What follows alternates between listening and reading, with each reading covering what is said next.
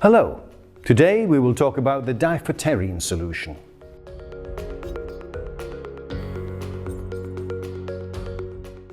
The Diphoterine solution is an emergency rinsing solution recommended by various countries and international scientific communities. We present both its spectrum of activity and its mechanism of action.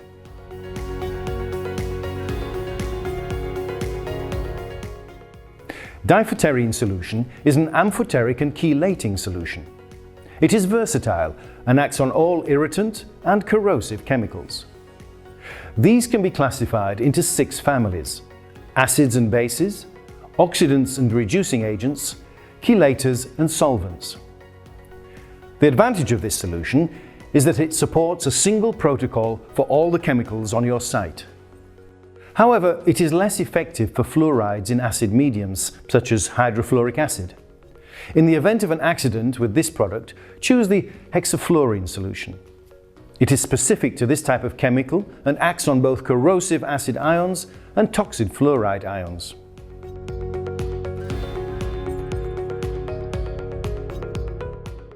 The mechanism of action of diphoterine solution is very simple. Let's do a little anatomy to explain its mechanism, and then we will simulate an ocular projection. The cornea is composed of 3 layers: the epithelium, the corneal stroma, and the endothelium. When a chemical is splashed into the eye, only a small volume will come into contact with the surface of the cornea. That is to say, 0.2 milliliters or about 3 drops. This small volume is sufficient to cause a burn. In case of eye contact with a corrosive product, the penetration of the chemical starts after only 10 seconds. At first, the epithelium is resistant. After 10 seconds, the chemical penetrates the epithelium. At this stage, the chemical is in contact with the sensory nerves and the victim usually experiences severe pain.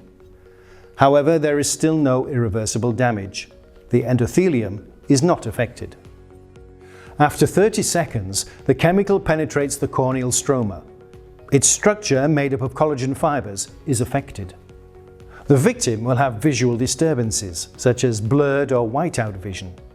It is quite possible that the victim will panic and feel severe pain. But fortunately, the damage is still not irreversible. The endothelium is still intact.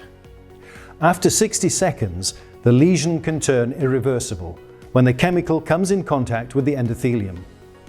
By definition, if the endothelium is destroyed, it is permanent. The lesion is therefore established, and there will be a need for medical intervention in addition to decontamination.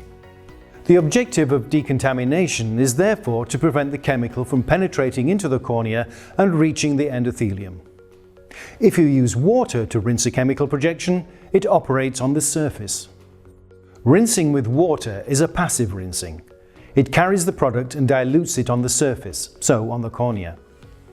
Water is hypotonic, so it cannot limit the penetration of the chemical into the tissues of the eye. This hypotonicity of water can be harmful in the context of a chemical burn. It carries the chemical further into the eye and thus brings it dangerously close to the endothelium.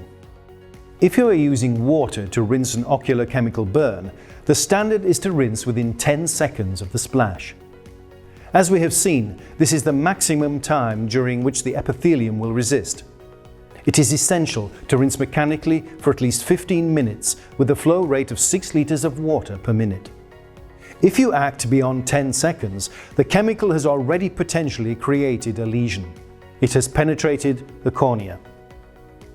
On the other hand, if you apply the diphoterine solution, you can remove the chemical on the surface by rinsing, as it is a liquid solution, like water.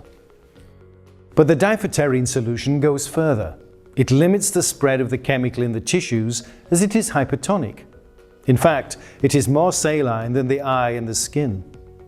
If you apply the diphoterine solution, it stops and removes the chemical. This quickly stops the pain. Continue rinsing, even if you no longer feel any pain. If you intervene within the first 10 seconds of the accident, the 50 milliliters of SOE is enough to decontaminate the eye. If the chemical has already penetrated deep into the eye, it must be drawn out to stop the destructive action. To achieve this effect within the first minute, 500 milliliters should be used. Higher volumes of the solution will be needed if you exceed this time limit. Thus, diphoterine permits to drag the chemical to the outside to prevent it from reaching the endothelium. When decontamination cannot be carried out on time and the endothelium is reached, emergency services and hospitals can rely on the properties of the diphoterine solution to limit the severity of the lesion. The spectrum of activity of the diphoterine solution and its mechanism guarantee effective rinsing against all types of chemical spills, whatever their nature. There is one exception: hydrofluoric acid or fluorides in an acid medium. For such projections, the hexafluorine solution is the best option. Thank you for your attention. We remain at your entire disposal for any information concerning your safety around chemicals. Prevor is a company of researchers who want to bring solutions to their customers to reduce the frequency and severity of chemical accidents through their technological innovations. For that, we provide you with an offer which includes 3 aspects: a range of first aid solutions in case of an accidental eye or skin contact with a chemical product, a range of products that allows you to restore your work areas and equipment following a chemical spill or leak, and finally, we offer you a range of tools to inform, train and advise you on chemical risk prevention. Our mission? To be your partner on the broad topic of chemical risk prevention.